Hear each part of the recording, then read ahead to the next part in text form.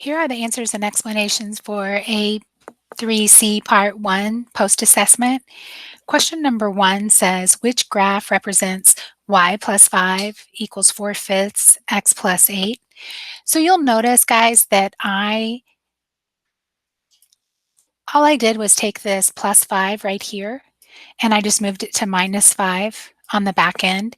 And I don't have to do any resolution of this or change it or rearrange it or anything like that after I move that 5 because I have it in y equals. And so I can take all of this that I've put in the green parentheses and I can type it into my calculator. So I'm just going to type it really quickly in here. Let's see, it was x. Let me make sure I get the whole thing. X plus 8 minus 5. So x, and I'm literally just going to type in exactly the way it is written. And then we'll just do minus 5 on the back, just like so. And then I'm going to move my graph a bit. So here is my line right here. I can see that I'm crossing close to -2 and a little bit above 1 here. This is in Desmos, so I can pull it out and shrink it in closer, or I can go out and look at my line smaller. Okay, and so make sure that you're paying attention to the window on these. So these are 10 by 10s. And so notice I want to pick a graph that looks similar to that, where we have crossing right here in between 1 and 2 on this side. And so notice this is the only graph that matches that over here. And so I would pick C for this answer. Number 2 is already in y equals again, so we can just type it into our calculator. It is 3/5 x plus 5, so you can go to y equals in your calculator.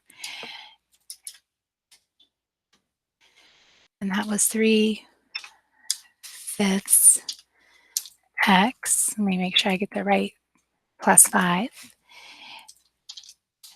And so there, I can see that I have a y-intercept at 0, 5. My line is positive. Looks like I'm crossing over here a little bit past 8. And so when we look at our different graphs here, notice this is only going to 8, but I'm crossing at 5, positive 5.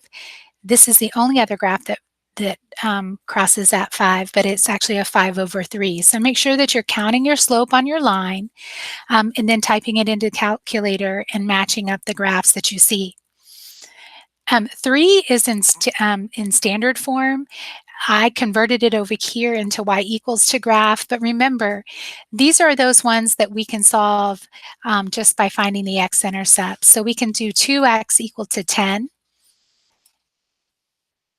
divide by 2,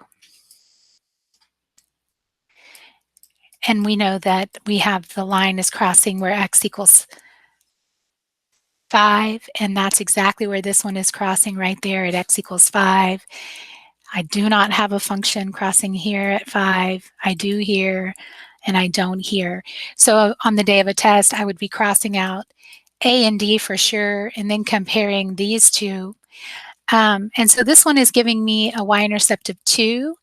This choice on B is giving me a y-intercept of -2. And if I solve for that y-intercept, it's -5y equals 10. And when we divide 10 by -5, we get y equal to -2. And that's how I know that B is my correct answer.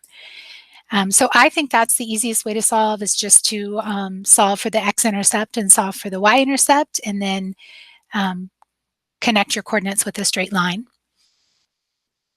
Number 4 is another one that I would type into the calculator.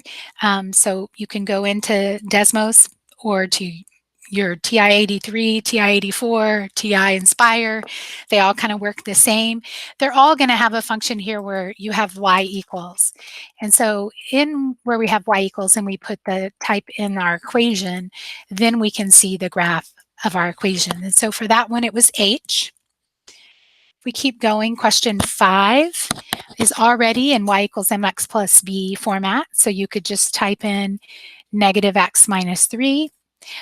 We do know that this is like having a 1 in front of that x, so it's a slope of negative 1 over 1. This is my rise here, so I would go down 1 because that's my top number. And then our bottom number is our run, and we would always go to the right on the bottom number. And we have a y-intercept of negative 3. So just looking at my negative 3 y-intercept, I'm able to cross out C because I don't have anything happening here. I'm able to cross out D because I don't have anything happening there. And then when I look here at B, well, that's a horizontal line. And this means I shouldn't have an X term at all, and I do. So the only logical choice is A for question 5. Question 6, I did have to put into y equals myself, or I could have said equal and solved to find my x and y intercepts. Because they're 4, 1, and 7, I know I'm going to get some funky fractions, which I don't really care for. So I'm going to go ahead and just isolate my y, solve for y, and I end up with the equation y equals 4x minus 7. And I got that just from doing minus 4x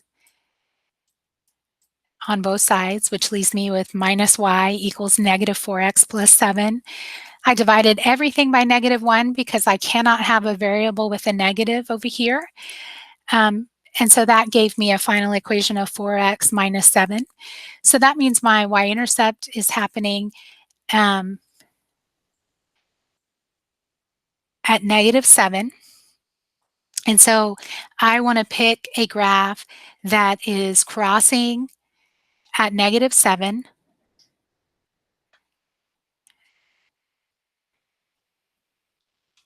and then has a slope of 4 over 1 with a positive slope. So the answer is F, not J, because that is the only one that has a y-intercept at negative 7 that has a positive slope. Question 7 is another one that you should just do the minus 1 on the back end, type all of that into the calculator, and then we are picking the graph that matches. Number 8, I got x and y, moved the x over to the other side, so I put it into y equals mx plus b so that I could look at my slope and look at my y-intercept.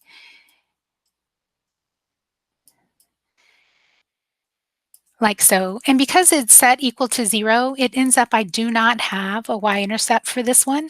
So that just tells me that I'm going to cross through the origin. And so if I'm crossing through the origin, I know that F and H will not work.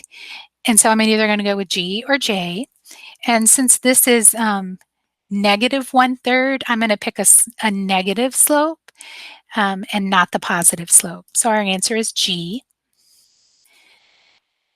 Question 9 is already in slope-intercept form for me. So I have a slope of 1/4, a y-intercept of negative 1. So that means I'm crossing the y-axis at negative 1, which means A is out, B is out. So it's between C and D.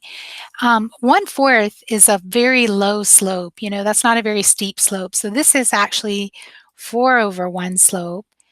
And this is a 1 over 4 slope. So we see the difference there.